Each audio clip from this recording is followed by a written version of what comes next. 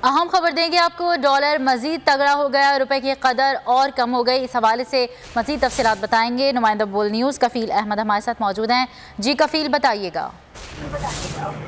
देखिए, IMF से जो है मुज़ाकरात सब जो है वो जारी हैं और वज़ीर ख़जाना वहाँ मौजूद है। तहम तो वाज़े जो है वो अभी तक कोई चीज़ सामने नहीं है। तो इसके बाद अगर आज देखें तो डॉलर के आगाज़ पे 92 पैसे का इजाफा रिकॉर्ड किया गया ट्रेडिंग के दौरान और इंटर बैंक में डॉलर जो है वो 180 की नई बुलंदतरीन सतह पर जो है वो पहुंच गई। अगर हम जुमे की बात करें तो डॉलर 171 रुपए 18 पैसे पर जो है वो बंद हुआ था। अगर हम बात कर लें मई से अब तक जो है वो डॉलर में 18 रुपए से जायद का इजाफा जो है वो रिकॉर्ड किया जा चुका है। इसी तरह अगर हम बात कर लें पाकिस्तान स्टॉक मार्केट की, तो मार्केट में आज जो सरमायाकार है वो खासा मोहतात रवैया होने से महज 36 पॉइंट का इजाफा हुआ है और इंडेक्स जो है वो 44,858 के लेवल पे जो है वो पहुंच चुका है।